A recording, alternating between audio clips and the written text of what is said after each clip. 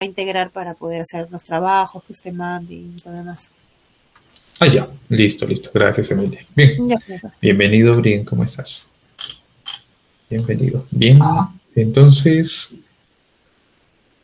Ay, alguien abrió el micrófono, perdón. Ya. A ver, solamente para poder confirmar. ¿Se habrá unido Anabel Herrera? Carlos Milla. Joana Nunayaye. Carlos, correcto, Carlos Milla. Bien. ¿Alguien que no haya llamado todavía? Todos estamos, ¿verdad? Correcto. Bien, chicos, a ver. En la clase anterior nos faltaron unas pequeñas diapositivas para poder completarla. Sí, a ver, permítanme.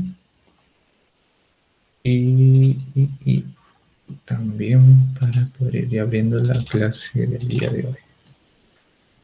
Ya está.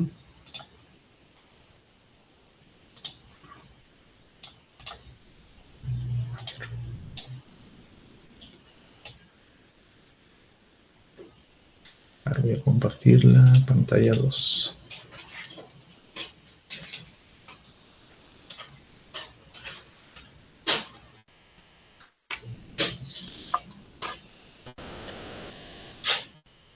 Correcto. Bien, en la clase anterior estábamos revisando varios de los puntos vinculados al sistema institucional de archivos y lo que queríamos hacer era poder ir repasando de una forma bastante concreta, ¿no?, el conjunto de componentes que tiene el sistema institucional de archivos definido por el marco normativo peruano. No obstante a eso, ¿no?, precisamente en la clase de hoy debemos poder redondear el concepto de sistema propiamente dicho y de sistema institucional de archivos. ¿Sí? Entonces, hasta la clase anterior estábamos identificando los procesos y procedimientos, especialmente los procedimientos concernientes a la gestión de documentos y los instrumentos que los procedimientos necesitaban utilizar o que durante la ejecución de estos procedimientos eran necesarios utilizar, ¿no? Y no hablábamos de cualquier tipo de instrumento, sino que veíamos diferencias entre los diferentes tipos, digámoslo así, de instrumentos que podemos encontrar en la ciencia archivística, ¿no? Porque podríamos tener nosotros instrumentos de control propiamente dichos, podríamos tener instrumentos de descripción y podríamos tener también instrumentos de gestión documental, ¿no? En esos últimos era en los que nos centramos porque nos iba a permitir tomar decisiones, ¿no?, y poder ejecutar un procedimiento de gestión documental, ¿no?, para poder crear un documento y poder identificar qué documento creamos, para poder clasificar un documento y saber cómo clasificarlo o en qué serie clasificarlo específicamente, ¿no? ¿Qué quiere decir? Que al momento de nosotros de crear los documentos, ¿no?, de producirlos, no nos ponemos en ese momento a crear la serie documental, sino la serie viene previamente creada, ¿no? Y por ello también revisábamos, ¿no?, que la identificación de las series documentales, ¿no?, la identificación y determinación de series documentales y la definición de los periodos de retención, es decir, la ejecución del proceso de valoración, eran acciones que se realizaban antes, ¿no?, en el escenario ideal, antes de producir o crear documentos, ¿no? Teníamos esa premisa para poder gestionar adecuadamente los documentos. Entonces, de esta manera, diferenciamos aquellos instrumentos que requeríamos durante la gestión de los documentos, de modo que nuestro sistema camine, ¿no?, en línea con el ciclo de vida o el ciclo vital de los documentos. ¿Bien? Y también íbamos revisando que por cada procedimiento de gestión de documentos se asocia un instrumento a utilizarse de manera específica. Cada uno de los instrumentos lo vamos a ver un poco más a detalle, pero a lo largo del curso también, ¿sí? Por ejemplo, íbamos identificando que para la creación de documentos necesitábamos servirnos o utilizar un catálogo donde se establezcan las tipologías documentales, ¿no?, los tipos de documentos existentes y que se encuentran relacionados con un procedimiento específico.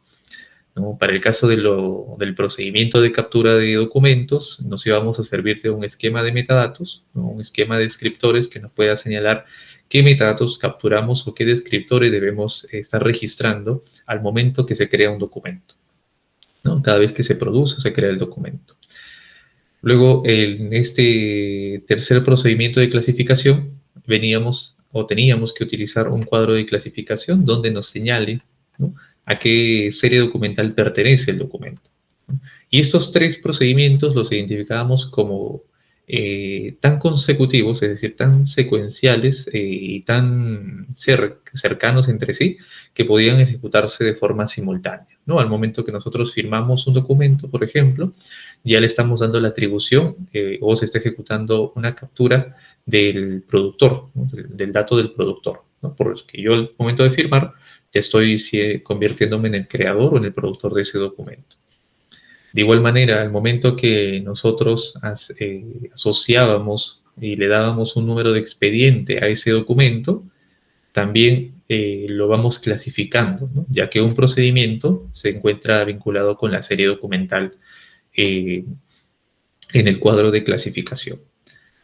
Después de ello venían los otros procedimientos relacionados con el control de acceso, ¿no?, para lo cual utilizábamos una matriz, una tabla que defina las reglas y permisos de acceso a esos documentos, el almacenamiento del documento en sí mismo a través, por ejemplo, en el caso de los documentos electrónicos, de un catálogo de formatos. Sin embargo, no solamente preveíamos ese tipo de instrumentos, sino había otras condiciones también, ¿no?, que estaban asociadas al almacenamiento. El uso de documento, como las reglas y permisos de acceso, pero además de ello, como los canales que nos iban a facilitar el acceso al documento, valga la redundancia, ¿no? Es decir, las modalidades de servicio que se puedan ofrecer para poder nosotros acceder al documento. La migración o conversión de los documentos a través del catálogo de formatos, por ejemplo, para cuando ejecutemos algún proceso de digitalización, ¿no?, que también lo vamos a ver asociados a otro de los procedimientos de gestión documental. Y finalmente, esos procedimientos de eliminación o transferencia de documentos, ¿no?, esos procedimientos de de transferencia o eliminación, vinculados con el proceso definido en la norma ISO 15489 como disposición, ¿no?, para lo cual nosotros nos íbamos a servir de una tabla de retención de documentos. La tabla de retención de documentos nos iba a permitir discernir en qué momento transferimos, ¿no?, la documentación hacia el siguiente archivo, ¿no?, hacia el siguiente nivel, o nos iba a permitir, ya encontrados en el archivo central, el momento en que podemos proceder con la eliminación del documento siempre que se haya sustentado que tiene valor temporal. ¿Bien? Entonces, de esta manera íbamos asociando procedimientos de gestión documental con los instrumentos, ¿no? Ahora, vamos a ir de igual manera avanzando con cada uno de los puntos dentro del sistema institucional de archivos, ¿no? Los otros de los cuales se derivan los instrumentos archivísticos vienen a ser los procesos archivísticos. Ahora, en el caso de los procesos archivísticos, cada uno de ustedes va a poder llevar cada proceso, ¿no?, específicamente en un curso completo, ¿no? Actualmente están llevando el curso de organización, el de descripción, el de valoración, el de selección, y precisamente era una de las premisas que teníamos en la primera clase, ¿sí?, que este curso va a necesitar mucho de los otros cursos para poder aterrizarse, ¿no?, a lo largo de cada uno en cada una de las sesiones. Bien, entonces vamos a ir puntualizando la definición para cada proceso. De igual manera, hay cursos en los cuales estoy seguro que ya lo han podido ver previamente, como es el curso de Introducción a la Archivística, por ejemplo, donde ya se han podido ver cada uno de los procesos, ¿no? Con respecto al proceso archivístico de organización, por ejemplo, ¿no?, veíamos que es un proceso archivístico, ¿no?, y está definido como el conjunto de acciones que nos van a permitir clasificar, ordenar y signar los documentos en cada una de las entidades, ¿no?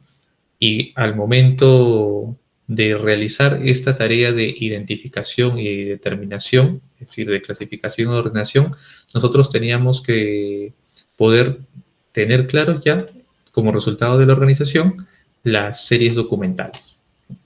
Estas series documentales signadas, es decir, con una codificación definida, implica el cuadro de clasificación, que es el trabajo que están realizando precisamente en el curso de organización. Poder identificar adecuadamente las series documentales implica conocer el funcionamiento de la organización, de la institución, para tener claro también en qué documento se deriva de cuál función dentro de la organización, ¿no? Y de esta manera tener una clasificación aterrizada en un cuadro que vendría a ser para nuestro país el cuadro de clasificación del fondo, ¿no? Y ese viene a ser el instrumento resultante del proceso de organización, por ejemplo. Otro instrumento resultante del proceso de organización también es el catálogo de tipologías documentales, ¿no? ¿Vamos a ver también la definición del catálogo? Sí, vamos a ver la definición del catálogo. Sin embargo, ya hemos ido adelantando un poco cuando hemos visto el tema, el punto de tipología documental, hemos ido revisando también ese tema. Bien, entonces, para el proceso archivístico de organización, ¿no? Vamos a tener dos productos, ¿no?, importantes, que es el catálogo de tipologías documental y el cuadro de clasificación de fondos para poder gestionar documentos. El otro proceso archivístico, también central para la gestión de los documentos en los diferentes archivos, viene a ser el proceso de valoración, ¿no? Este procedimiento, busca establecer el valor, ¿no?, y el periodo de retención de las series documentales que han sido identificadas en el proceso de organización, ¿no? No confundamos ambos puntos sobre la identificación, ¿no? ¿Por qué? Porque la valoración es un proceso que se realiza de forma cíclica, de forma periódica, y el valor del documento, ¿no?, puede tener siempre algún rango de variación también, de acuerdo al momento en que se vuelve a ejecutar esa valoración. ¿Qué quiere decir? ¿No? Que tenemos documentos, por ejemplo, ¿no?, que en este momento no puede tener un valor representativo para nuestra sociedad, ¿sí? ¿No? En este momento podemos estar produciendo series que no tienen ningún tipo de valor representativo, ¿ya? Pero después, en el tiempo, ¿no?, pueden ocurrir, ¿no?, algún tipo de fenómenos que lo convierta o lo haga representativo. ¿Profesor, eso es posible? Eso es posible, ¿no? El ejemplo que regularmente traigo a colación es el ocurrido con los petroaudios, ¿no? Hace 20, 30 años el Estado peruano como tal no consideraba crítica la información vinculada a las visitas que se realizaban a las instituciones públicas. Había un control, sí, de quienes entran, de quienes salen, pero no era un control crítico, digamos, no era un control que involucraba la participación ciudadana o el conocimiento ciudadano. Posteriormente al caso de los petroaudios ocurridos, por ejemplo, en la empresa Perú Petro, bien, el registro de entrada y de visitas, ¿no?, y salida de visitas se convierte en un factor ¿no?, de importancia para poder monitorear el trabajo que se realiza y la gestión de intereses que se realizan en las instituciones públicas. Entonces, aquella serie documental, por ejemplo, de registros de visitas, ¿no?, que entre el 90 y el 2000 no era representativo y probablemente le hayamos dado un valor temporal, ¿no?, con un periodo de retención limitado, actualmente ya no, la evaluación sobre esta información que contienen los documentos cambia, ¿no? Ha adquirido mayor representatividad con respecto a la sociedad en sí misma. Bien, entonces es por eso que el proceso de valoración se sujeta a modificaciones y también de acuerdo a la periodicidad, a cómo se encuentre en ese momento el rango de valoración. Y la identificación de la información que se realice durante el proceso también atañe a eso. Es decir, se empieza a recoger información que involucra la nueva normativa que puede haberse emitido en los últimos periodos de años. Pero podríamos seguir hablando de la misma serie documental, por ejemplo. ¿Bien? Entonces son dos procesos distintos y es por eso que tenemos dos resultados distintos, ¿no? En la identificación que se realiza en el proceso de organización, vamos a tener el cuadro de clasificación, pero en la valoración, cuando se tiene el valor y el periodo de retención, vamos a tener la tabla de retención de documentos como un instrumento para la gestión de documentos. El otro proceso archivístico que tenemos también viene a ser la descripción, ¿no? Es uno de los procesos que están realizándolos ustedes en clase y es un proceso bastante importante en la actualidad, más aún cuando se empieza a hablar de la gestión de metadatos o la recuperación de la información o la búsqueda de esta información asociada a los documentos o contenida en los documentos, ¿no? Entonces, el proceso de descripción, el archivístico, procura identificar y analizar y definir caracteres externos o internos de los documentos con la finalidad de poder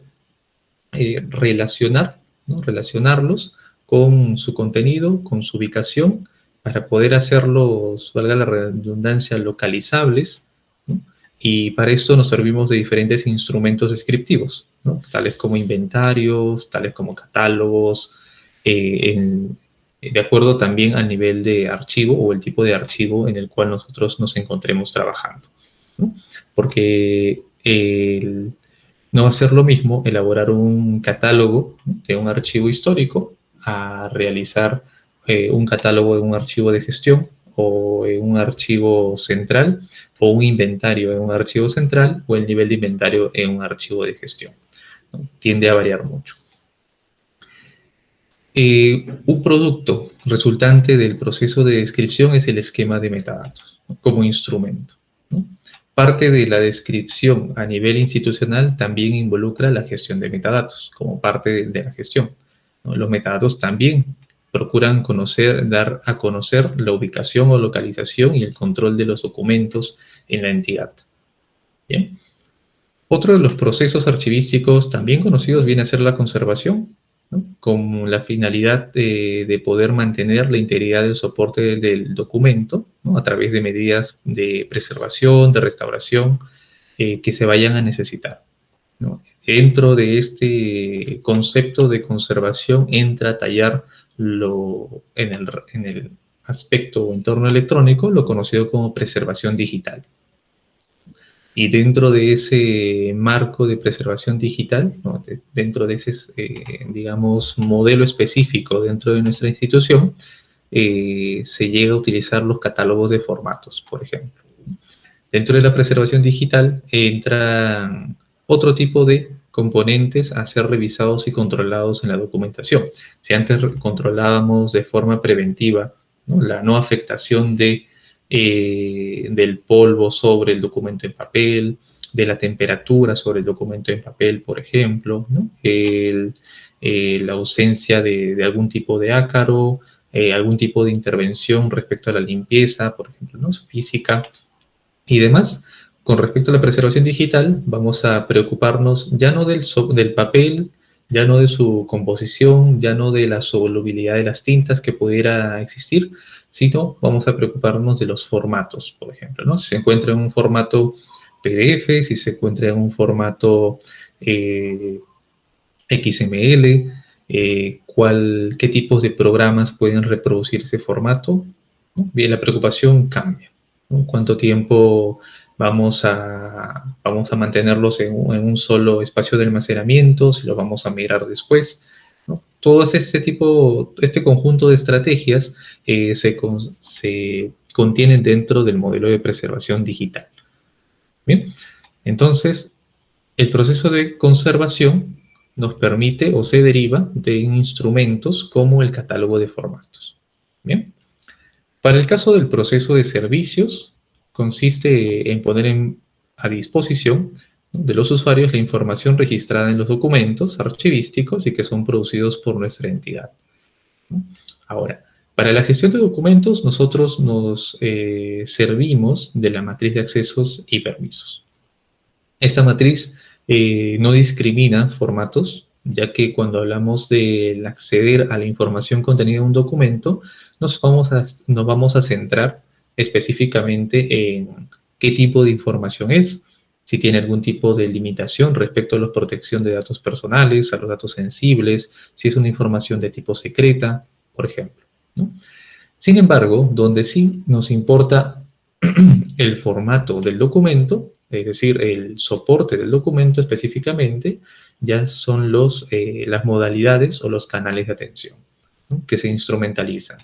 Puede ser a través de una herramienta informática, en el caso que tengamos el documento electrónico, o puede ser a través de mecanismos como la consulta, ¿no?, que es habilitar un espacio para que el usuario pueda revisar el documento, ¿no?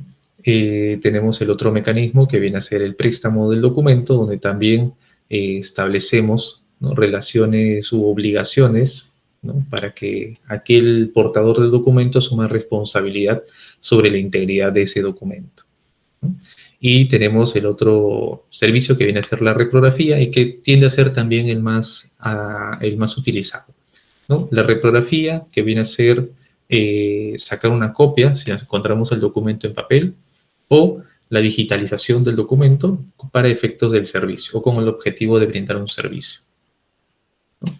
En ambos casos estamos estableciendo mecanismos y tiende a ser el más utilizado porque nos permite, ¿no?, a ustedes, a nosotros como a los archivistas específicamente, les va a permitir controlar el acceso a ese documento de forma que sea una persona preparada, capacitada, quien pueda entrar en contacto directo, ¿no?, y no el usuario, debido a que podría realizar algún tipo de maniobra no adecuada que podría dañar el documento, ¿no? Por esa razón suele ser el servicio más utilizado. También existen algunos indicadores vinculados con dar un servicio por reprografía, a razón de el uso de tecnologías para que pueda accederse de una manera más rápida, más fácil, también a un documento digitalizado, por ejemplo, ¿no?, o escaneado. Entonces, allí vamos a ir encontrando diferentes beneficios respecto a las modalidades o mecanismos de servicio, para brindar un servicio, ¿no?, que vendría a ser o que vendríamos a utilizarlo en nuestro procedimiento de uso de documentos, en la gestión de documentos, ¿no?, en la gestión documental. Bien, entonces, cada uno de estos procesos archivísticos macro, ¿no?, van a dar como resultado o van a permitir elaborar una matriz de accesos, un catálogo de formato, un esquema de metadatos, una tabla de retención, un catálogo de tipologías, un cuadro de clasificación, ¿sí? Estos instrumentos los vamos a ir a utilizar en los procedimientos de gestión documental. Pero ¿quién los utiliza?, ¿no? Y precisamente la norma actual atribuye un rol operativo, es decir, un rol de ejecución, a los archivos. Ahora, nosotros cuando vamos a referirnos a los archivos, y aquí vamos repasando también uno de los conceptos, nos vamos a referir a los archivos como ese centro, ¿no?, o ese espacio neurálgico donde existe información, y esta información es susceptible de usarse como un instrumento de gestión. Es decir, para poder tomar decisiones, por ejemplo, para poder monitorear avances, pero también puede ser parte de la memoria institucional. La información contenida en los documentos se convierte en parte de la memoria institucional. O en su defecto, ¿no?, a recursos que van a permitir transparentar la gestión que se realiza en esa organización, ¿no? Ese recurso como transparencia o como rendición de cuentas, ¿no?, es un concepto bastante desarrollado en México, ¿no?, en el país de México, debido a que la gestión de documentos y archivos también está enfocada en esa línea, ¿no?, en poder garantizar la transparencia y la rendición de cuentas, y por tanto es imperante que la documentación, esas evidencias, se encuentren bien custodiadas, bien organizadas, bien descritas, ¿no?, de modo que puedan recuperarse y pueda visualizarse. Bien. Ahora, sin embargo, Ramírez en el 2016 nos señala que existen 3 dimensiones por las cuales tenemos que diferenciar al término archivos, ¿sí? Tenemos una dimensión conceptual para el término, ¿no? Entendido como un conjunto orgánico, ¿no? y organizado de información, al archivo. También tenemos una dimensión espacial, entendido como el lugar físico o el repositorio del archivo. A veces en algunas instituciones, para aquellos que trabajan, se habrán referido al espacio donde se guardan documentos como el archivo, a secas. Y en algún momento señalan el archivo de administración, el archivo de contabilidad o el archivo central. Ahí es cuando van utilizando cierta terminología, pero que no es muy común dentro de otras especialidades. Pero se suelen referir más que a una área o a un conjunto de personas, se suelen referir al espacio. Y es por eso que Ramírez puntualiza que existe una tercera dimensión, ¿no? Que viene a ser la estructural o la dimensión institucional, ¿no? Esta entendida como una estructura orgánica, ¿no? Formalmente establecida y como una entidad, ¿no? Como una entidad especializada que brinda servicios para acceder a esos documentos que tiene bajo custodia y que se encuentra ubicada en un sistema institucional de archivos y que permite cumplir con el ciclo vital de los documentos. Ahora, cumplir con el ciclo vital de los documentos no es una tarea de un solo momento, o no es una tarea que se realiza solamente por parte de una oficina o por parte del archivo central, ¿verdad? Nosotros veíamos en las clases anteriores que teníamos diferentes fases para el ciclo de vida del archivo. Del documento, perdón, el ciclo de vida del documento. La primera fase está asociada con una fase activa, en la cual se produce la documentación y el uso que tiene esa información respecto del procedimiento donde se está produciendo venía a ser muy frecuente, muy habitual, ¿no? muy recurrente, porque precisamente necesitaban esos documentos ser revisados para poder establecerse una resolución, y para poder responder a algún ciudadano, etc. Entonces, el uso que tenía esa información durante una fase activa daba cierta característica para el lugar donde se encontraba. En la siguiente fase, ¿no? Una vez que el trámite terminaba, el expediente se cerraba, el uso de la información también cambiaba, ¿no? Ya no era frecuente, sino que era utilizado de una forma un tanto esporádica, digámoslo así, ¿no? Pero todavía era conservada, ¿no? Entonces le llamamos a esta fase semiactiva, ¿no? Donde ya el procedimiento ha terminado, es muy probable que se haya transferido al archivo central y la consulta del documento puede existir, ¿no? Y por tanto se conserva. Después hablábamos de una tercera fase del ciclo de vida, ¿correcto? Era una fase histórica, ¿no? Porque la información que contenían los documentos ya eran son utilizadas de una forma distinta, con una finalidad distinta, ¿no? ¿Por qué? Porque para este caso aquellos documentos que han llegado a una fase histórica, ¿no? Son aquellos documentos que representan o tienen una significación para la sociedad, ¿no? Y por tanto su uso testimonial o como testimonio tiene mayor representatividad para aquellas investigaciones, estudios, ¿no? O narrativas o también investigaciones históricas, como regularmente se realiza. Bien, entonces, por cada fase en el ciclo de vida, el documento y su información también van teniendo un propósito distinto. Y de esa misma manera, ¿no? Ramírez puntualizaba que necesitábamos que exista para cada momento, ¿no? Un conjunto de especialistas dedicados a ese nivel de atención, ¿no? O de tratamiento. Antonio Heredia también hacía alusión muchos años antes precisamente a la relación que existía, ¿no? Cada fase del ciclo de vida con cada tipo o nivel de archivo que íbamos o que se iban iban existiendo en una institución.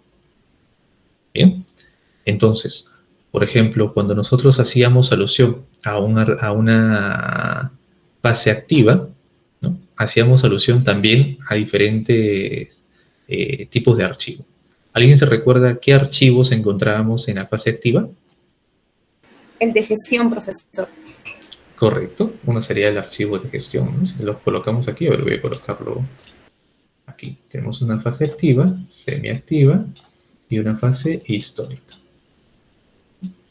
Y si los vamos clasificando, ¿no? Para secuenciarlos, en el caso de los archivos, aquí yo tenía el archivo de gestión. Correcto. ¿Qué otro archivo podríamos encontrar en una fase activa en la que se produce la documentación o que puede ser tramitada todavía?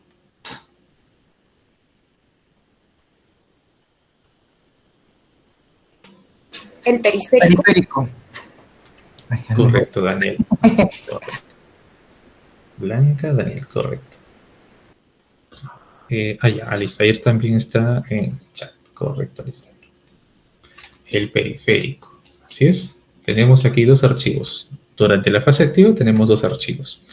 Ahora, en la fase semiactiva, ¿qué archivo viene a ser representativo? El central. Central, correcto. Así es. Sí. Y ahí tenemos el archivo central. Y en la fase histórica, que recurrentemente no suele existir en una institución, ¿no? Pero tenemos mucha casuística de documentos que sí podrían, ¿no? condicionar de que exista un archivo. ¿Cómo sería acá? Histórico. Histórico. Un archivo histórico.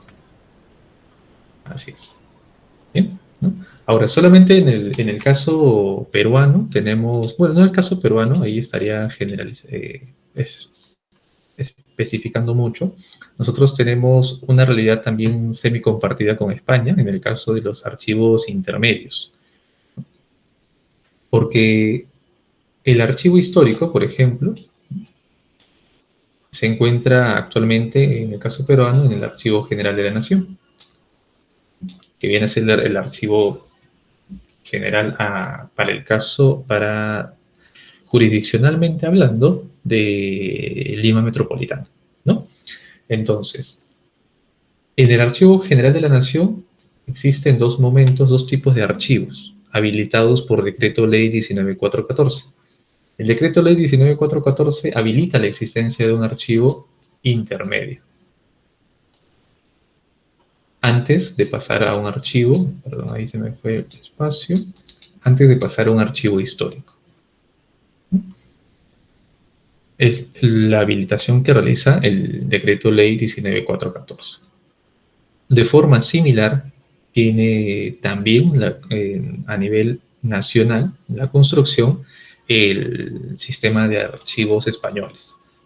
Bien, ahora, ¿cuál ha sido la variante realizada en el año 2023 respecto al sistema institucional de archivos? Es decir, respecto a los sistemas o a los archivos existentes en las instituciones del Estado, es que puede existir un archivo histórico en una entidad pública. Antes del 2023, es decir, antes de la norma de administración vigente, no podía existir un archivo histórico en una entidad pública. Esta directiva habilita la existencia de archivos históricos en una entidad pública, pero la habilita bajo condiciones, ¿no? La condición es expresamente tiene que el Archivo General de la Nación declarar que no puede recibir una transferencia, ¿no? por parte de la entidad pública, y bajo esa premisa puede crear, y por tanto la GN registra, el archivo histórico de esa entidad. ¿Sí?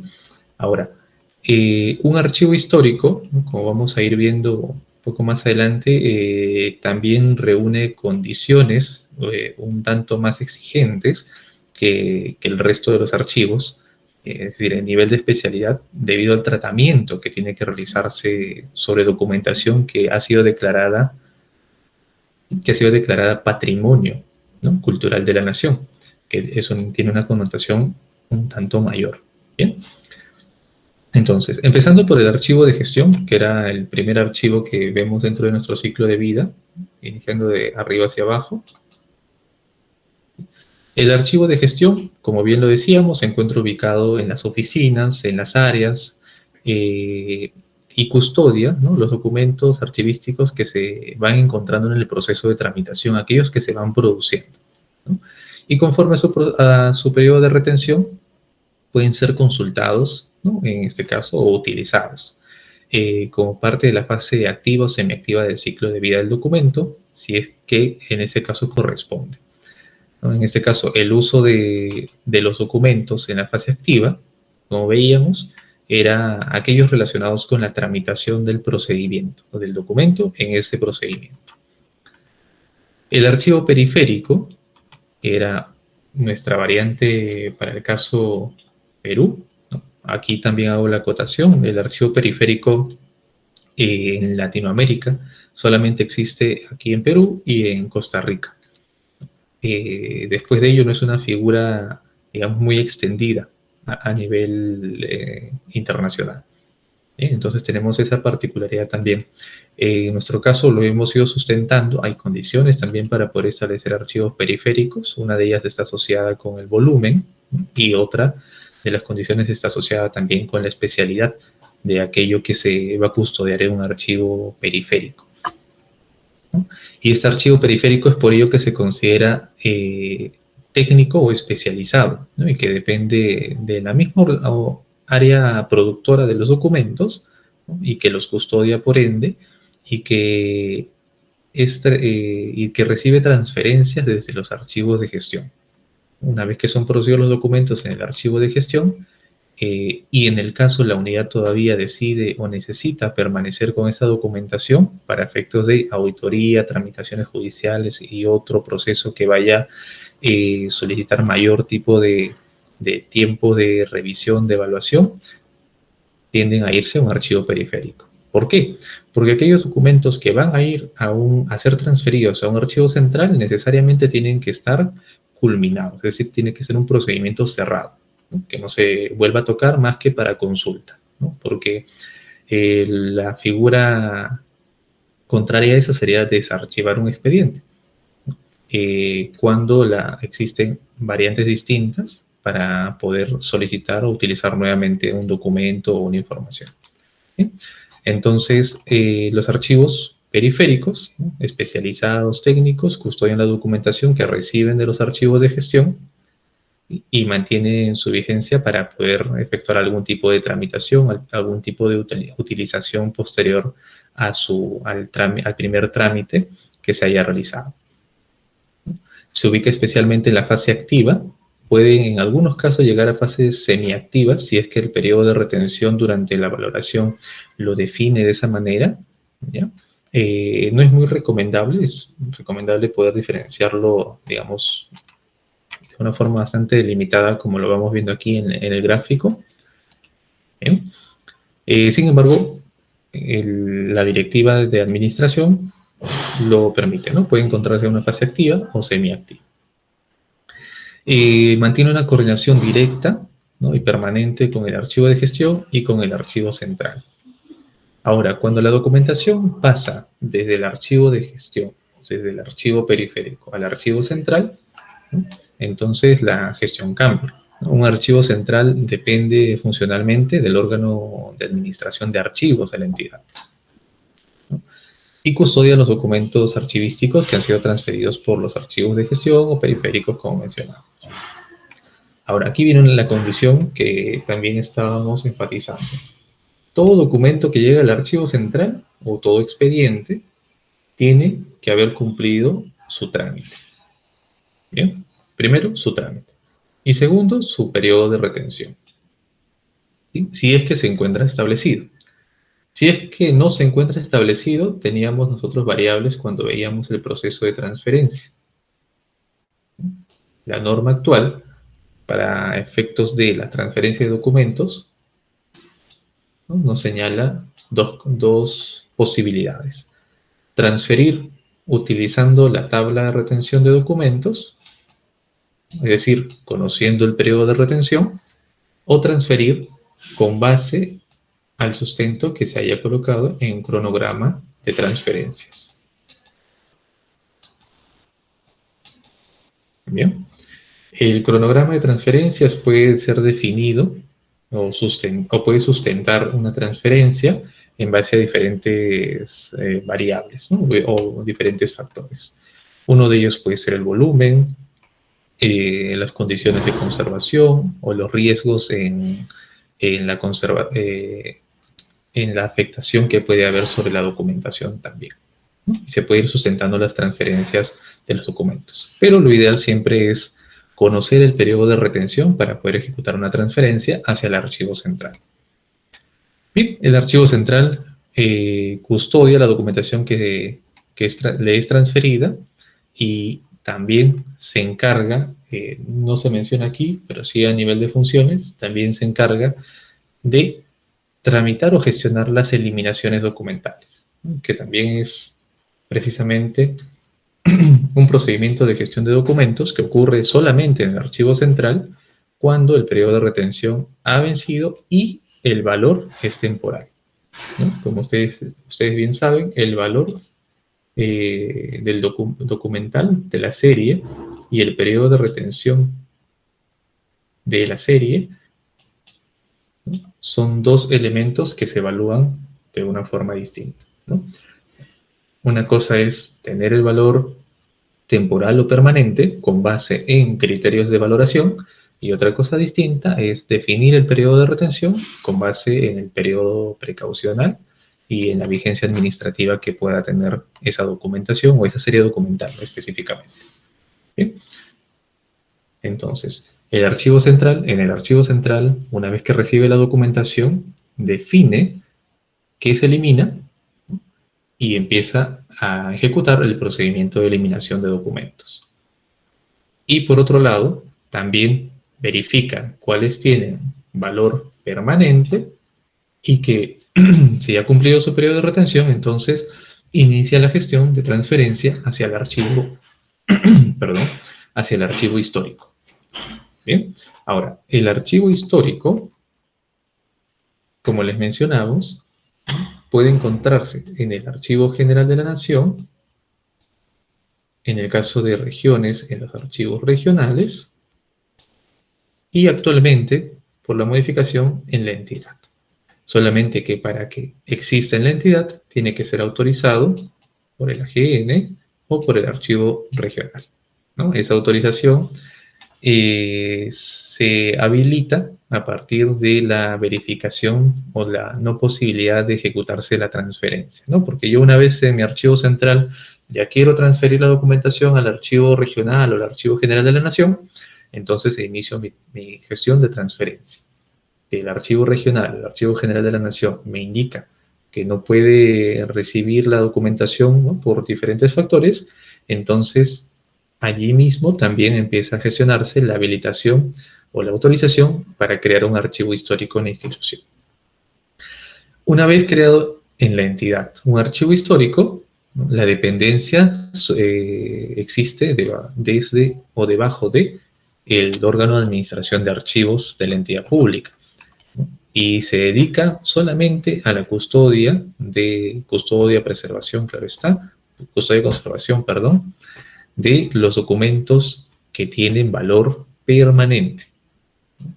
En este mismo marco implica también las gestiones correspondientes para poder declarar aquella documentación permanente como patrimonio cultural de la nación. Y allí estarían los documentos que van a ser conservados, pues, por siempre, si es que no surge un proceso de valoración en ese mismo archivo. Y sería donde termina el ciclo de vida del documento. Entonces, de esa manera se van articulando, de manera bastante puntual, se van articulando cada uno de las fases del ciclo de vida, ¿no? Y también de los archivos que existen.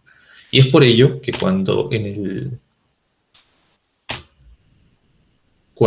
el sistema institucional de archivos se señala que los procesos dan como resultado instrumentos que son que sirven para ejecutar el proceso de los procedimientos de gestión documental, y estos operativamente son ejecutados en los archivos. Entonces, los archivos que están aquí, de acuerdo al nivel donde se encuentren, necesitan ejecutar procesos de gestión documental, pero para hacerlo necesitan instrumentos, y los instrumentos para crearse necesitan de la definición de los procesos. ¿Bien? Hasta aquí la secuencia se ha entendido. ¿Tendríamos alguna duda? Profesor, una consulta. Entonces, ¿el archivo periférico sería como una especie de extensión del archivo de gestión? Algo así. No, porque si nosotros hablaríamos, Blanca, sobre ese punto, es decir, si lo tendríamos como una extensión, hablaríamos de una supeditación o una dependencia del archivo periférico del archivo de gestión. No necesariamente ocurriría en ese punto, ¿no? La relación que tiene el archivo periférico está orientado a que si tenemos, por ejemplo, un área, ¿no? Por ejemplo, la oficina de tesorería, ¿no? Digámoslo así. Si la oficina de tesorería tiene un archivo de gestión donde se produce la documentación, ¿no? Puede haber mucha documentación, van a existir series documentales, ¿no? Que necesitan ser custodiados por más tiempo por la oficina de tesorería. Pero van a haber documentación, va a haber series documentales, ¿no? Para poder expresarme correctamente, van a existir series documentales que sí pueden continuar su ciclo hacia el archivo central, ¿no? Es por ello que no es una secuencia obligatoria pasar por el archivo periférico, que sería este otro, digamos el archivo de gestión y el archivo periférico, sino que solamente este grupo, por las condiciones que mencionábamos, que pueden ser legales, de trámite, de volumen, necesitan ser transferidos al archivo periférico. Algo que sí debe constar de forma clara es que el paso de un archivo hacia otro implica una transferencia de documentos. ¿Sí? Una transferencia porque se asumen responsabilidades sobre la custodia de los documentos. Bien, entonces por eso son distintos, ¿no? No se mantiene la responsabilidad sobre el archivo de gestión, sino pasa a un archivo periférico, y es por ello también que la norma exige que exista un responsable de ese archivo periférico.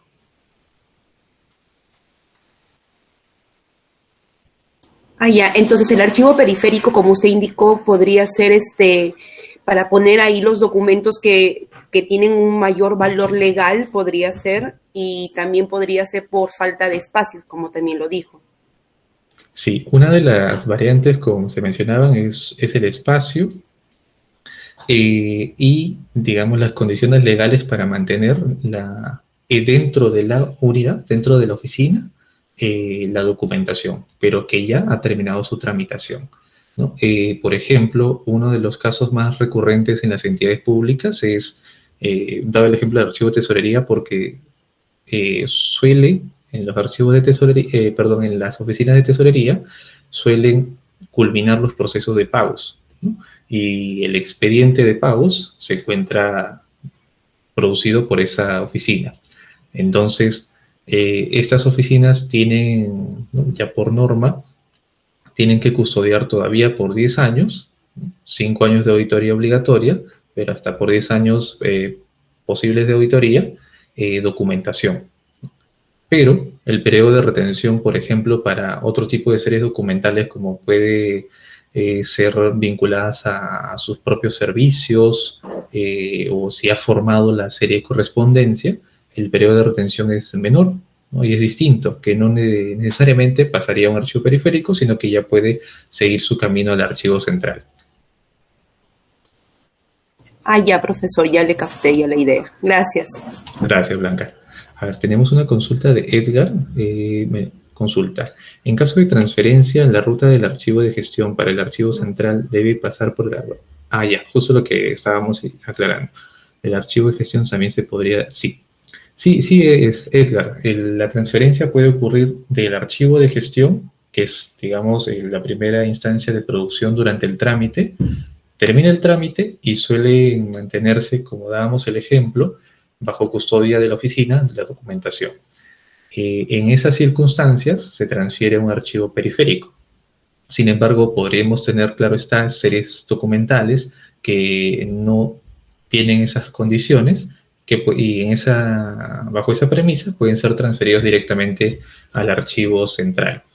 Y no solo ello, sino que también la norma de administración ha aprobado, ha de alguna manera ejemplificado esas figuras o estas formas de transferencias que tendría la documentación, ¿no? Digamos, porque van a haber oficinas que no van a tener archivos periféricos, ¿no? Y es por eso que identificar los archivos periféricos va a ser importante, ¿no? Vamos a tener oficinas que, a ver, por aquí, ¿no? O la oficina que va a transferir directamente al archivo central, y vamos a tener oficinas, archivos de gestión que van a transferir archivos periféricos y luego el archivo periférico al archivo central. Y el mismo archivo de gestión también va a transferir directamente al archivo central, ¿no? Solamente que en cada transferencia, como les mencionaba, se tiene que cumplir con el procedimiento definido para hacer el traslado de custodia, ¿no? La transferencia de documentación implica especialmente el traslado de custodia. Y el traslado de custodia implica que lo que se recibe se asume con responsabilidad, ¿no? Entonces, las transferencias de documentos no pueden ser muy a la ligera, sino tenemos que cumplir con los parámetros de control, ¿no? De verificación de qué estamos recibiendo y qué se está entregando, ¿no? Por ambas partes, como un contrato, que es lo más resaltante. Bien, ¿tendremos alguna consulta? Bien, hasta ahí me parece. Y de igual manera, si tenemos alguna consulta y, digamos, estoy hablando, ¿no? También lo pueden señalar en el chat. Yo voy revisando y estoy atento al chat. A ver, entonces, esto correspondía. Ahora vamos a abrir el siguiente. Profesor, me he dado cuenta de que hay algunas diapositivas que no están en el material. ¿En cuál de ellos? Por ejemplo, ¿En el del aula? Primeras clases, ajá. De la primera y de la segunda clase también. Por ejemplo, estas 4 últimas diapositivas que usted acaba de pasar no están en el material que está en el aula. Ya, a ver, lo voy a revisar. Profesor, sí, es correcto. Yo también le iba a hacer ese comentario. Es correcto. Hay algunas que son diferentes. Como comenta mi compañero. Sí, no hay problema. Aquí, al finalizar la clase, voy a revisar cada uno para poder contabilizar que estén completas. No vaya a haber sucedido, ¿no?, que en la conversión se haya reducido alguna página, pero no debería pasar. Pero igual lo confirmo. Gracias, de igual manera, sí. Avíseme cuando vaya a suceder algo por el estilo. Gracias. Bien. Ahora, nosotros hemos estado viendo puntos, ¿no?, relacionados con el sistema institucional de archivos, ¿no? Ahora, no los hemos visto todavía todos. Y tiene una razón. ¿Bien? Tiene una razón. ¿Por qué? Porque hemos visto procesos archivísticos, es decir, los hemos mencionado, hemos hablado de los procedimientos de gestión de documentos, hemos hablado de los instrumentos y hemos hablado de los archivos. Existe una relación allí, ¿verdad? Hay una interacción allí. Pero ustedes, ¿qué creen que le falta a esta interacción, ¿no? Porque regularmente, cuando hemos llegado a aquellos que ya están trabajando en una institución y aquellos que van a trabajar en una, van a llegar, ¿no?, y van a ver que las personas están, ¿no?, todos los trabajadores están emitiendo documentos, están produciendo documentos. Hay algunos instrumentos que todavía no existen. De alguna manera se puede identificar a los archivos, ¿no?, en las oficinas. Vamos a ver cómo es muy probable que tengamos un archivo central o un archivo general dentro de la institución. La figura de archivos periféricos también podría estar asimilada en algunos puntos. Algunos procesos o procedimientos de gestión documental los vamos a estar también mapeando, pero de alguna manera todavía cada quien, cada archivo, por ejemplo, ¿no? Cada oficina va a estar trabajando por su parte, ¿no? Por su lado.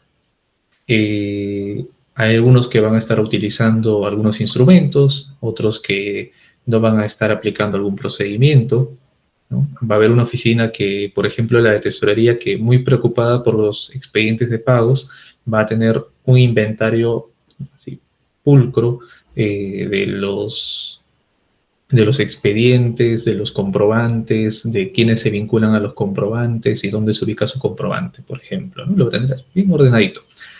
Pero vamos a ir a otra área, ¿no? Donde se producen documentos, existe el archivo de gestión, pero no se aplica ningún inventario, no hay tampoco ningún tipo de procedimiento que se esté verificando, o no se está utilizando algún proceso archivístico propiamente dicho, o algún resultado de estos, ¿no? Vamos a tener esa figura. Entonces, ¿a qué creen ustedes que pueda deberse esta disociación, ¿no? O esta forma de trabajo no estándar, no uniforme?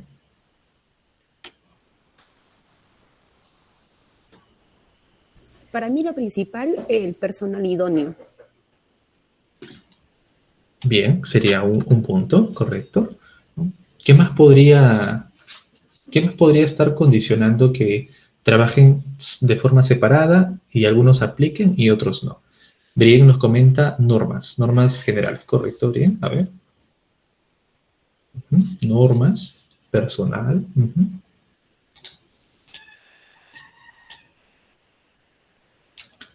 Normas, personal.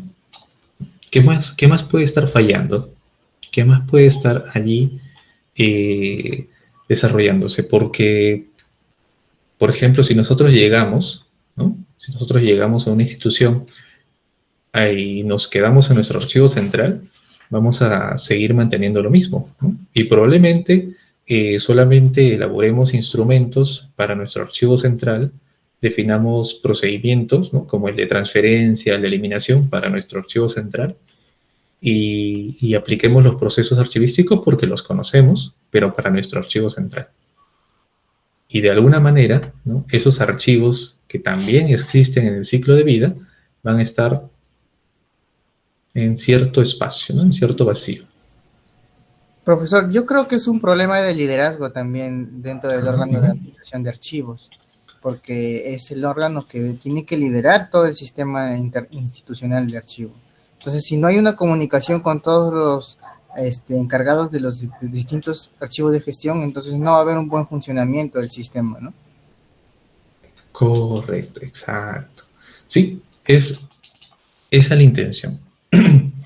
Si no hay comunicación, si no hay un punto, digamos, de referencia que les permita orientar su interacción, vamos a tener cada quien, digamos, en cierto libre albedrío,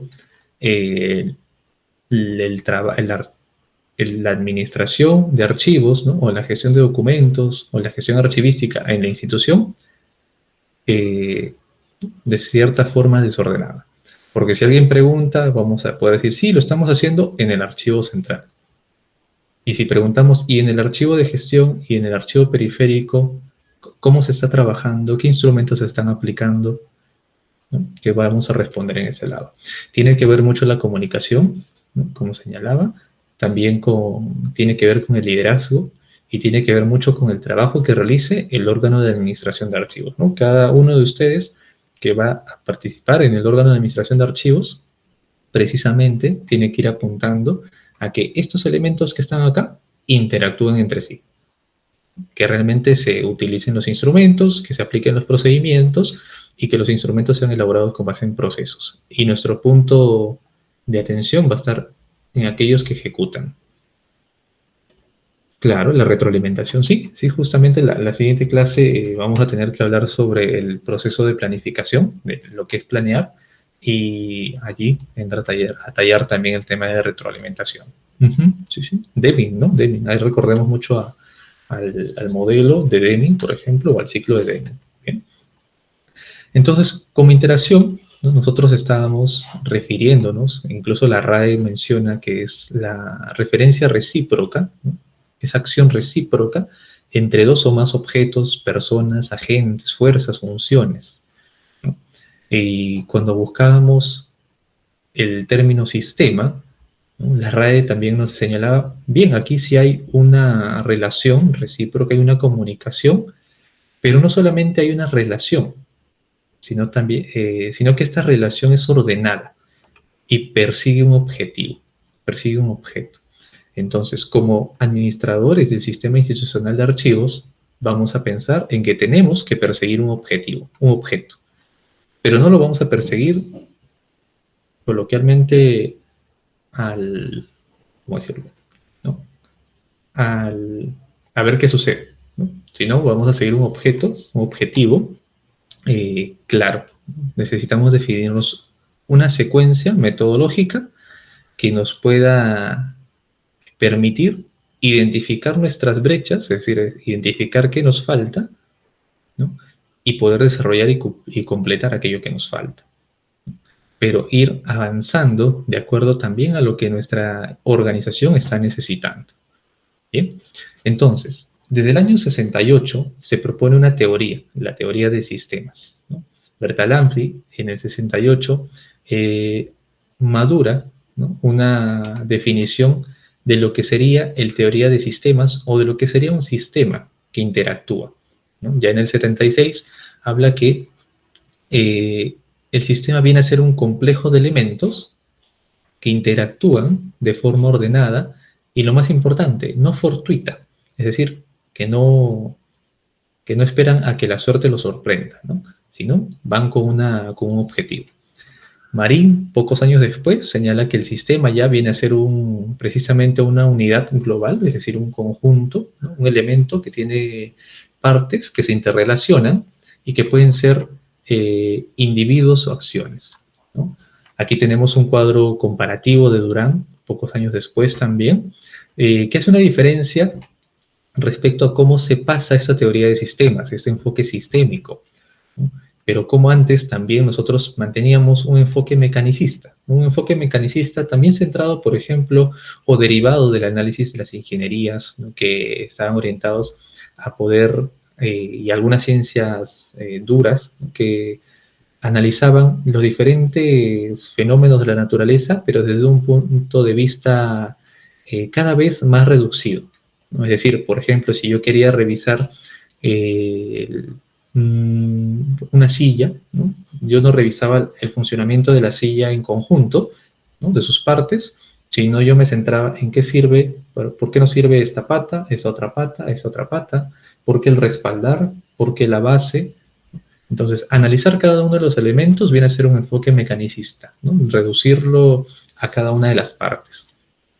Y empezar a pensar por qué cada una de esas partes, ¿no? Y ser exhaustivo en explicar cada una de estas partes. El enfoque sistémico cambia en ese sentido, ¿no? Porque ya atiende a un objetivo respecto a para qué nos sirve la silla. Es decir, para qué finalidad vamos a utilizar la silla, y si de esa manera no se termina siendo útil, ¿no? ¿Qué persigue utilizar esa silla? ¿No? ¿O cuál es el objetivo? ¿Cuál es el objetivo del ordenador que tienen, del celular que tienen? ¿No? ¿Eso es un conjunto de partes? Sí, pero ¿para qué nos sirve exactamente? ¿No? ¿Qué persigue? Entonces el enfoque sistémico cambia desde ese punto de vista. No quiere decir que el análisis como un método reduccionista no sea eficiente. Termina siendo eficiente, en realidad para muchos de los aspectos lo vamos a ir revisando, pero un enfoque sistémico nos permite ver de manera cuasi holística cómo se va a desarrollar el trabajo de cada uno de los componentes. Jardín, en el año 2010, a través de la red de archivos diplomáticos, publica un libro sobre precisamente los sistemas y los archivos, ¿no? Y la información contenida en los documentos. Para Jardín existe 4 aspectos de interacción necesarias en un sistema de archivos, ¿no? O en un sistema propiamente dicho. Y estos aspectos están relacionados con la complejidad del sistema, entendido como el sistema, como una totalidad organizada, hecha de diferentes elementos que se solidarizan entre sí, ¿no? Se apoyan, se relacionan, con una necesaria interacción, ¿no? Como un conjunto formado para posibles subsistemas, ¿no? Que también interactúan o que entre ellos pueden producir interdependencia, es decir, que se pueden condicionar entre diferentes elementos, ¿no? Por ejemplo, veíamos la condición que no existen instrumentos de gestión de documentos sin que antes no hayan existido o no se hayan aplicado los procesos archivísticos, ¿no? Y no vamos a poder ejecutar procedimientos de gestión documental si no tenemos instrumentos, por ejemplo, ¿no? Hay una dependencia o una interdependencia. Otro aspecto es la totalidad del sistema, ¿no? La totalidad sistémica es algo que va más allá de la suma de las partes, sino que incluye las cualidades, ¿no? Que tiene cada una de las partes que les permite comprender ese total, ¿no? Es decir, si por ejemplo yo tengo un carro y le quito una rueda, ¿no? Esa rueda de por sí probablemente no me va a ser muy útil, ¿no? No puedo movilizarme con esa rueda. Pero cuando la uno a los otros elementos del carro, voy a poder trasladarme con ese carro. ¿Bien? Entonces, de forma independiente, cada una de estas partes no nos van a terminar siendo muy útiles, pero en conjunto sí permite definir el sistema. La organización, ¿no? Como la disposición de cada una de estas partes, componentes o elementos para que puedan producir una unidad compleja llamada sistema, ¿no? Dotadas de cualidades, como veíamos viendo, para poder atender objetivos, y allí íbamos, ¿no? En los archivos, la figura de los sistemas, ¿no? El primero en plantearse fue el sistema de gestión de documentos en los Estados Unidos, posteriormente o inmediatamente después de la Segunda Guerra Mundial. Este sistema de gestión de documentos, que también lo habíamos mencionado en alguna de las otras clases, se derivaba, ¿no? Del acto muy práctico del tratamiento directamente sobre los documentos. El acto de crear un documento, el acto de escribir o etiquetar un documento, el acto de almacenar el documento, de conservarlo y de eliminarlo. Hasta allí.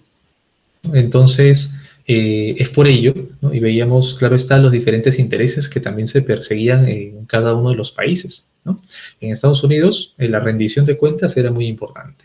Después de la Segunda Guerra Mundial, afectados también parte de la memoria que tenía el país, empezaron a copiar en un solo archivo, lo que hoy es conocido como los archivos nacionales de Estados Unidos, la documentación del país para poder entrar en salvaguarda.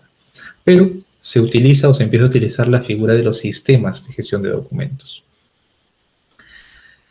Para Vasco Escudero, ¿no? Un sistema de archivos, ¿no? Implica apuntar a trabajar juntos al servicio de la sociedad, ¿no? Y para Antonio Heredia, ¿no? Ya en el 91, conceptualiza el sistema de archivos como un conjunto de actividades a través de redes de servicios técnicos que permite la transferencia, la recepción, el depósito, el ordenamiento, la descripción y la entrega de documentos. Hasta este punto, por ejemplo, estamos viendo varios de los componentes relacionados con los procesos, ¿no? Sean archivísticos o procedimientos de gestión documental también, en el 91, ¿no? Y la condición era que se encuentren articuladas. Nuevamente, Vázquez en el 94 habla de un sistema de archivos vinculados, y aquí entraba, por ejemplo, lo que mencionaba uno de sus compañeros, vinculados a una dirección central, ¿no? La cual debe permitir normalizar los procesos y la información de modo que pueda ser accesible a una consulta interna o externa.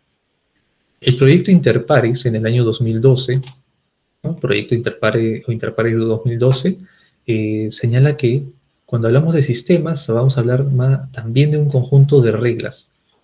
¿Para qué? Para ejecutar esos procedimientos de gestión de documentos, ¿no? Reglas y las herramientas y otros mecanismos que puedan ser utilizados para aplicar esas reglas. Ramírez después, ya sobre el sistema, y hace una diferencia sobre el sistema institucional de archivos, ¿no? El sistema en sí mismo lo define como, al sistema de archivos lo define como un conjunto de métodos, procesos, procedimientos, instrumentos, recursos que permiten la integración, clasificación, ordenación, descripción, valoración, disposición, conservación, preservación, divulgación de la información archivística, que son los procesos archivísticos en sí mismos, ¿no? Todos los que menciona Ramírez aquí son procesos archivísticos. Y cuando alude o especifica el sistema institucional, señala que estos procesos se explican sobre archivos, ¿no? De modo que estos interactúen a lo largo de un ciclo de vida, ¿no? Con la correcta administración de los mismos. Entonces ahí vamos a tener una consecuencia ya en el 2016. La doctora Aida Mendoza en el 2015, también en su libro sobre el sistema institucional de archivos, precisa que un sistema involucra a toda la organización y tiene a un jefe, en este caso, de archivo central, quien se va a encargar de conducirlo. Entonces, hasta este punto, por ejemplo, vamos probando algo. Un sistema institucional de archivos necesita una cabeza, necesita una dirección. Necesita una dirección. 2, asocian los procesos o aterrizan los procesos archivísticos. 3, en los archivos que existen en el sistema. Bien, entonces hasta aquí vamos concretizando cada uno de esos puntos. Después, cuando se empiezan cada uno de los autores a adentrar un poco más en la figura del sistema, empiezan a hablar de los componentes. ¿Cómo se compondría un sistema? En el 94, Vázquez nos dice que se compone de una normativa, ¿no?, para el sistema, los archivos, ¿no?, los documentos de acuerdo con el ciclo de vida y la información en su circuito interno o externo. Bien. Aida Mendoza en el 2015 nos señalan que un sistema de archivo implica la protección del archivo central, la gestión documental, las herramientas de la gestión documental, una política o las políticas para el fortalecimiento del archivo, el rol del archivo central, la atención del archivo central y la transparencia y rendiciones de cuenta, como parte de sus componentes, como componentes del sistema. Ramírez, un año después, habla de una necesaria organización estructural del sistema, un funcionamiento del sistema, los recursos operativos asignados al sistema, un flujo de información que exista y que va en realidad a lo largo del ciclo de vida del documento. ¿Bien? Pero al margen de cada uno de los componentes que pueda tener un sistema y que en realidad se identifican varias coincidencias en los autores, es que todo sistema tiene que ser abierto, ser flexible, ser dinámico, ser perdurable y ser homogéneo. Tiene que ser abierto, ¿no?, porque un sistema tiene o puede tener cambios constantes. ¿Sí? Puede tener cambios constantes que puede estar condicionado por la misma realidad institucional o la realidad social. Puede haber cambios en un sector, sea energía, minas, o puede ser el cambio directamente sobre el sector público, por ejemplo. Entonces, un sistema tiene que estar preparado, tiene que ser abierto y estar preparado para ese tipo de cambios. Y por ende ser flexible, ¿no?, por esos mismos cambios que existen. Y esta flexibilidad debe ser acompañado de dinamismo, porque ¿de qué nos serviría ser flexibles, ser abiertos para algunos cambios, pero demorarnos en hacerlos, ¿no? Entonces, tiene que ser dinámico, perfectible en el tiempo, perdurable, apoyado en la norma jurídica o la legislación que se encuentre en ese momento vigente, ¿no? Hay momentos en los cuales podemos preparar un sistema para ese año fiscal, por ejemplo, ¿no? Cuando somos muy específicos en algunos aspectos, que no tienen que ser procedimientos, sino a un nivel más general, tipo en la redacción de políticas, en la redacción de directivas o normas internas. Si somos muy específicos, podemos endurecer esa actualización de las normas o algún tipo de cambio que pueda existir en la normativa. Entonces, ser perdurable implica articularnos con la normativa vigente sin entrar en algunos casos a ser muy estrictos o cerrados sobre algún tipo de fenómeno o cambio que vaya a existir. Y por último, ser homogéneos, ¿no? Ser homogéneos implica estar centralizados normativamente y de modo que todo nuestro sistema aplique, ¿no? Casi obligatoriamente, pero aplique las direcciones que demos desde el órgano de administración de archivo. ¿Bien? Ahora, el sistema institucional de archivos, perdón, el sistema institucional de archivos tiene una particularidad. Bien, tenemos diferentes elementos, pero hace un momento señalábamos, y decía unos compañeros, necesitamos que el órgano de administración de archivos dirija. Bien, pero no siempre llegamos y definimos una cantidad de acciones que van a ser o terminar siendo el todo, ¿no? O los pendientes totales de aquí hasta que la institución tenga su fin, ¿no? Hasta el fin de los tiempos. Es decir, si yo llego en un momento dado a una institución pública, no voy a poder definir la cantidad de actividades, de proyectos, ¿no? O de objetivos hasta el final de los tiempos de la entidad. ¿Bien? Necesitamos un norte, ¿no? La gestión o la administración de nuestro sistema institucional de archivos no se va a acabar cumpliendo puntualmente con la normativa vigente, es decir, con las obligaciones que son concretamente expresas, ¿no? Como puede ser elaborar y aprobar un cuadro de clasificación de documentos, elaborar y aprobar un programa de control de documentos archivísticos, ¿no? Si yo los elaboro y apruebo, ¿terminó mi responsabilidad como órgano de administración? No necesariamente, ni tampoco suele ocurrir de esa manera. Ocurre en muchos de los casos como le sucede a un país. Cuando nosotros votamos y elegimos a un nuevo presidente y a un nuevo gobierno, tanto que puede ocurrir a nivel del poder ejecutivo como del poder legislativo, lo que se hace entre los poderes del Estado, ¿no? y la sociedad es poder definir una agenda, ¿no? Una agenda de trabajo que permita establecer los objetivos en esos 5 años de gobierno. Y aún así, ¿no? En el tiempo, estas agendas pueden ir modificándose, ¿no? Si la situación, el contexto, así lo dispone o así lo, digamos, fuerza o condiciona. Entonces, lo mismo ocurre en nuestro sistema institucional de archivos. Si nosotros vamos a hablar de un sistema institucional de archivos flexible, dinámico, abierto, es porque estamos preparados a que pueda surgir algún tipo de cambio, ¿no? Y es por ello que vamos a tener que pensar en política, en una política. ¿Ya?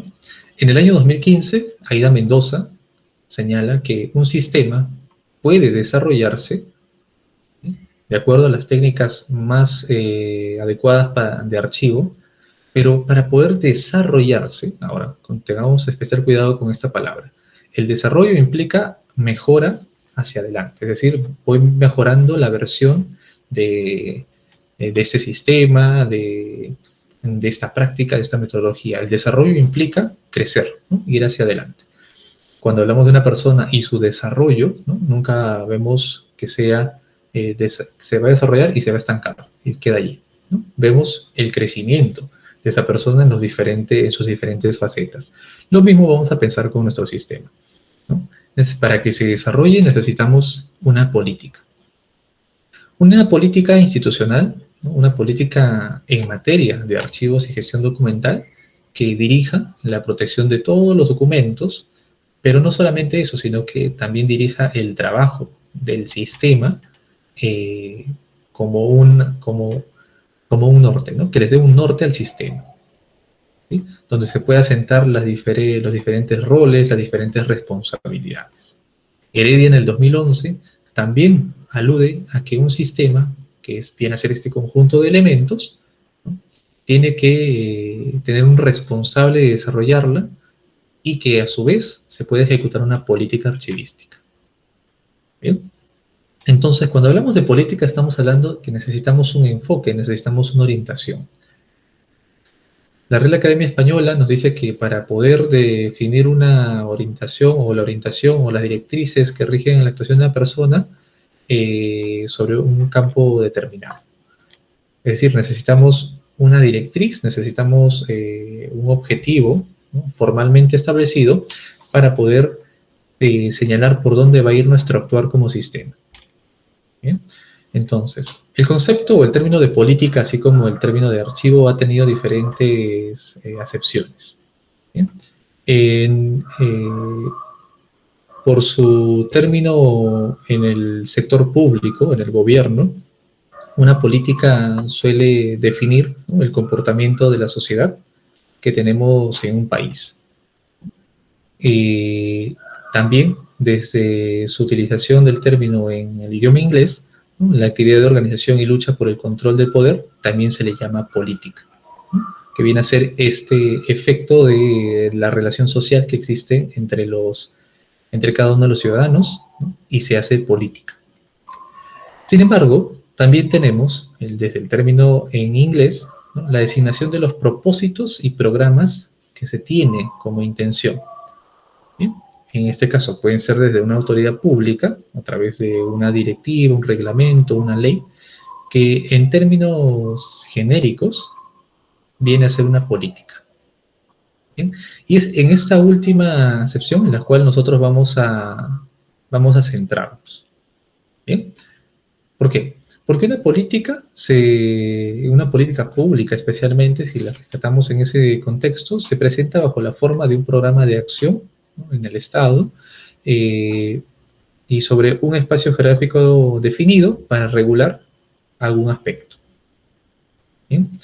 Entonces, una política suele componerse de un conjunto de medidas concretas, ¿no?, que comprende decisiones que son formas de asignación de recursos en muchos de los casos, suele inscribirse en un marco general de acción, ¿no?, incluye la participación de individuos, grupos, organizaciones, y obligatoriamente define metas, objetos en función de valores y normas. Entonces, como nuestro sistema no tiene que ir trabajando por inercia, necesita trabajar bajo un solo norte, de forma uniforme, y atender objetivos claros, entonces nuestro sistema está necesitando una política. Bien, ahora, una política se crea con una plantilla solamente, ¿no?, es decir, con una plantilla sobre lo que requiere el Ministerio de Economía y Finanzas, también lo requiere el Ministerio de Cultura y también lo requiere el Ministerio de Energía y Minas y demás, ¿no? En muchos de los casos no, ¿verdad? Es No, como, porque cada institución es independiente en la gestión de sus documentos. claro, es como preguntarle a Blanca y a Daniel, ¿van a compartir las mismas metas y objetivos en su vida, profesional o personal? Probablemente no. No. Y seguro que no, mejor dicho, ¿no? Seguro que no. Entonces, es allí donde radica la figura de la política para el sistema institucional de archivos. Pero, así como nosotros en nuestro día a día definimos nuestros objetivos con base también en nuestras necesidades, y problemas, ¿no?, lo mismo va a pasar con nuestro sistema. Para poder nosotros definir una política en nuestro sistema, vamos a necesitar tener claramente identificado las necesidades y los problemas. ¿Por qué? Porque una política atiende la problemática. Una problemática. Ahora, no es una problemática específica, ¿sí?, ¿no?, sino que la política lo que procura es elevar a un plano ejecutivo, ¿sí?, cómo se atenderá ese problema, ¿no?, porque hay problemas complejos y es precisamente los que atiende la política. ¿no? Por ejemplo, a veces podemos decir, eso se soluciona con una adecuada gestión de documentos. Ah, pero ¿qué es gestión de documentos? ¿No? O eso se soluciona ordenando los documentos.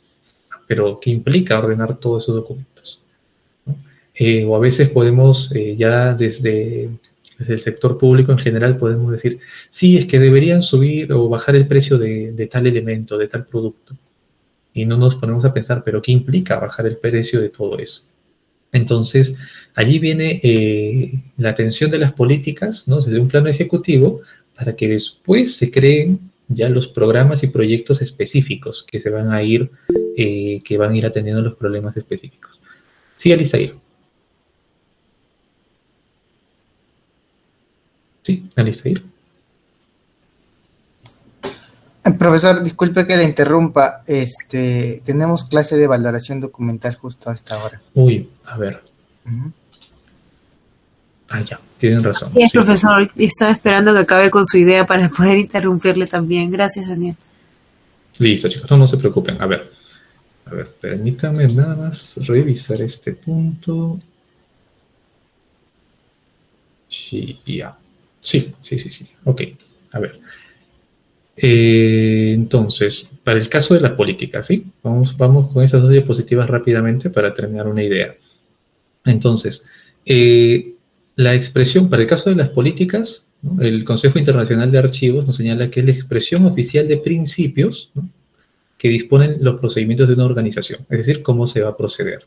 Heredia también refuerza el punto respecto a que se definen a través de una política orientaciones y directrices sobre cualquier implantación y aplicación de la gestión de los documentos, ¿no? Cruz Mundet también señala que las políticas permiten sostener las actividades y funciones, y Albert en el 2021 señala que es necesaria la política para garantizar una gestión eficiente. Bien, entonces vamos a irnos de esta clase con esa idea, para que nosotros podamos gestionar documentos, ¿sí? De una forma no desordenada, sino uniforme y con una dirección concreta. Como administradores de los sistemas institucionales de archivos, necesitamos definir e implementar una política de gestión de documentos. ¿Bien? Ok, chicos, ahora voy a pasar con la verificación de asistencia. Un momento, por favor. Sí. Aquí una de sus compañeras, Nunayaye, asistente. Sí, profesor, presente. Disculpe más bien, tuve un inconveniente con el internet. No te preocupes, Joana. Gracias, profesor. Listo. A ver, Anabel Herrera. Profesor, la compañera ha reservado matrícula. Ah, correcto, Emilia. Perdón, gracias. Ok, Leonardo Rojas también. Creo que llamé a todos entonces. Sí, correcto, profesor. Listo. Bien, chicos, entonces nos vemos el día viernes, ¿sí? Vayamos con esa idea de la política de gestión de documentos. Cualquier consulta todavía la podemos realizar entre hoy y mañana a través de Emilia. Sobre la tarea también, no se olviden que es para el día viernes y se tiene que cargar al aula virtual. ¿Bien? Sí, Emilia. No, nada, profesor. Ah, ya, ok. Escuchándolo. Listo, entonces sería todo por el día de hoy. Gracias a todos, que tengan buena Profesor, noche. Y... disculpe, en el aula virtual todavía no está habilitado. Lo que usted ha subido es la tarea, pero en donde se cargan las diapositivas. Pero en sí, en el aula virtual no está habilitado para nosotros poder cargar el archivo. A ver. Todavía no está habilitado aquí.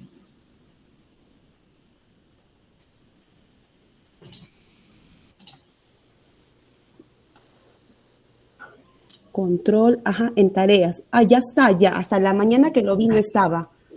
A ver, sí, me confirman de igual manera, ¿sí? Que aparezca agregar tarea, y ya en agregar tarea ya pueden cargar los archivos. ¿Bien? Ah, ya, profesor, también le envío un correíto, no se olvide, por favor. Ah, listo, Blanca. Sí, no hay gracias. problema, ahora lo reviso. Listo. Gracias, hasta luego, profesor.